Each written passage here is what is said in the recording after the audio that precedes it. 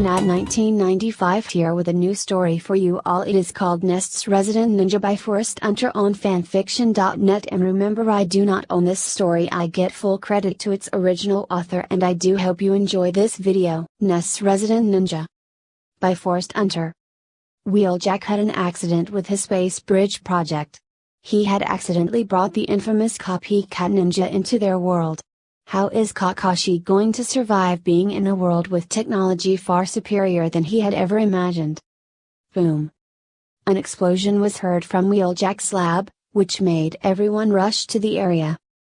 Wheeljack! What on earth are you doing? Ratchet shouted at the scientist. Well, I was working on a space bridge. But it exploded. Wheeljack replied sheepishly. No shit! Will shouted as he ordered everyone back to their posts. When the smoke from the explosion cleared, they saw an armored man crouched over on the ground, rubbing the back of his head, which was by the way full of silver hair. Nanny? The man asked in a deep velvet voice. He stood up. He had a headband with a metal plate on it with some odd symbol that was slanted over his left eye. He had a black face mask over the lower half of his face, so only his right navy blue eye showed. He wore a dark green flak jacket that was metal plated on the shoulders. He also wore a navy blue long-sleeved shirt with armor plates strapped on his arms. One on his right bicep and both of his forearms. The left bicep had a small pouch strapped to it instead, and his black fingerless gloves had metal plates on the back. He had navy blue pants with metal shin guards attached to his legs along with a long pouch strapped to his right thigh. On either side of his waist were two scrolls that were in their pouches. He had more pouches behind the scrolls. Kakashi's outfit from Naruto Dragon Blade Chronicles the game. Who are you? Optimus asked after a long pause. I'm sorry, I do not understand what you are saying. Kakashi said after he got over his initial shock from the giant robots and his strange surroundings. He is speaking Japanese. Ratchet said. My name is Optimus Prime, who are you? Optimus asked in Japanese. They saw recognition dawn upon him. Take Kakashi, it is nice to meet you, Prime-san. Now where am I? Kakashi asked him. Wheeljack explained everything and the other Autobots filled in about the war and such. Ironhide had told the soldiers his name. Will had asked one of the soldiers to get an English-Japanese dictionary they had reserved for any Japanese officials that would come here. He then handed the dictionary to Kakashi, who opened it. He lifted his headband to reveal a long scar that ran down his eyelid. He opened his left eye to reveal a red eye unlike they have ever seen. Kakashi swiftly scanned the entire dictionary with breakneck speed. After about 20 minutes, Kakashi closed the book and handed it back to Will. He then closed his left eye and covered it again with his headband. What is your name? He asked with an accent. Holy shit, how the hell did he do that? Epps asked. I do not understand what you mean. I read and memorize the book. Did I say something wrong? He asked with confusion. They're merely surprised on how you learned their language so fast. Will laughed. Ah, I see. Kakashi said with a slight nod. They gave Kakashi a tour around the base, since he was going to stay there until they found a way to send him back home. Wherever his home was. Will and Epps were patient, they answered Kakashi's curious questions with an amused expression. They had concluded that wherever Kakashi was from, they did not have guns, vehicles, and the technology like them. They went to the main hangar, where the Autobots usually resided, and then into the medbay. Ratchet wanted to make sure Kakashi had not suffered in any way from Wheeljack's experiment.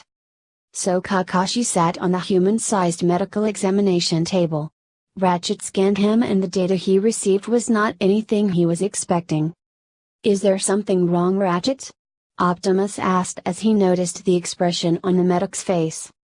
There seems to be some kind of energy flowing through him, there is a large amount around his left eye as well. Not to mention he is at least 10 times physically stronger than a normal human. Ratchet explained, which left Will and Epps gaping at the man. Ah, that energy is called chakra, ninja like me use it to fight. Kakashi smiled. You're a ninja? Cool. Can you walk on walls? Breathe fire? Epps asked excitedly. Yes, I can. Kakashi answered. You have to show us and explain to us, man. Will grinned. Ninja use chakra, which is a mixture of physical and spiritual energy to use ninjutsu, genjutsu, and sometimes even taijutsu. Kakashi started as his small audience got comfortable and listened. Ninjutsu are special techniques that use chakra, like so. He said and got up from the table and blurred through a series of hand seals and faced the ceiling and shouted fire style, grand fireball technique.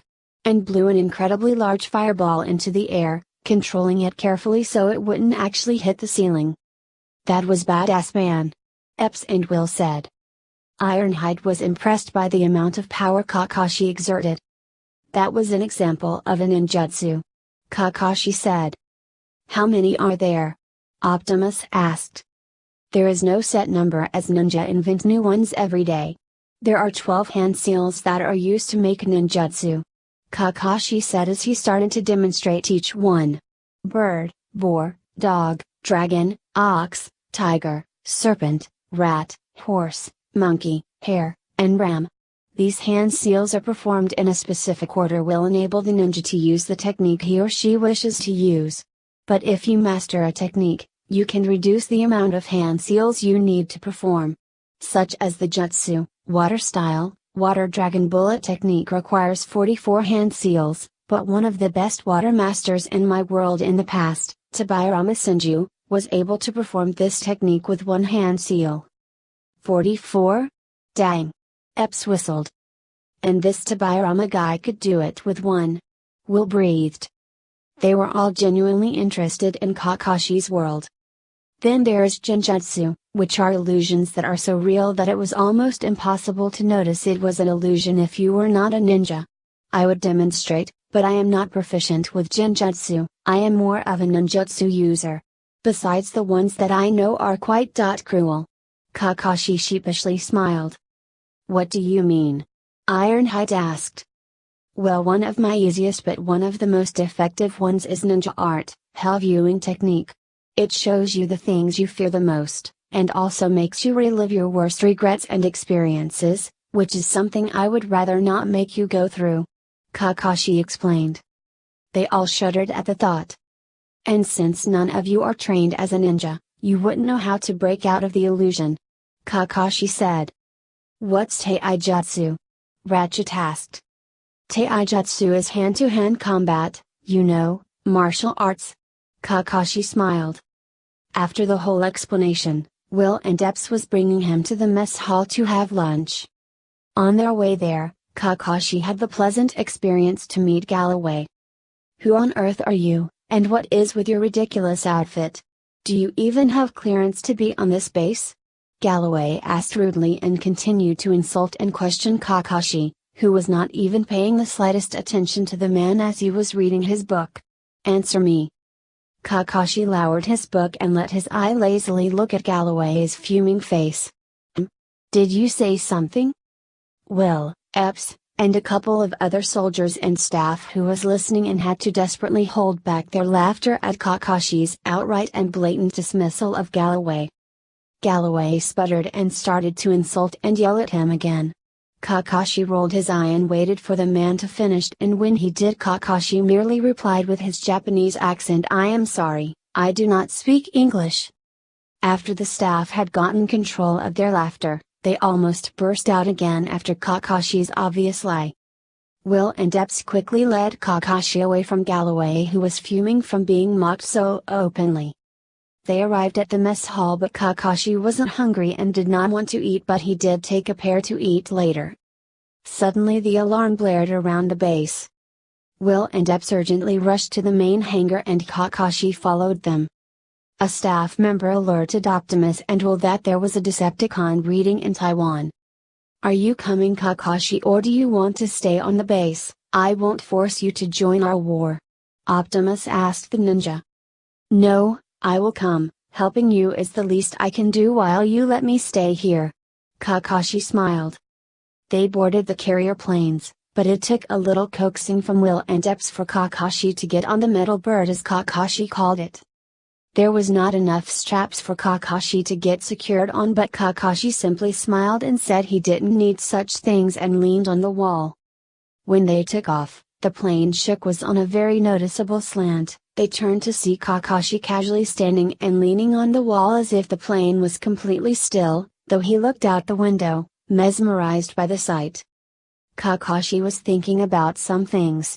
He quickly noticed that there was just enough chakra in the soldiers around him to live, as much as an everyday civilian. He could also sense that it was locked deep down from lack of use over the generations. He also noticed that the Autobots had distinct signatures to them. It wasn't quite chakra, it was so similar yet so different. He was also intrigued by the technology such as guns and cars they called it.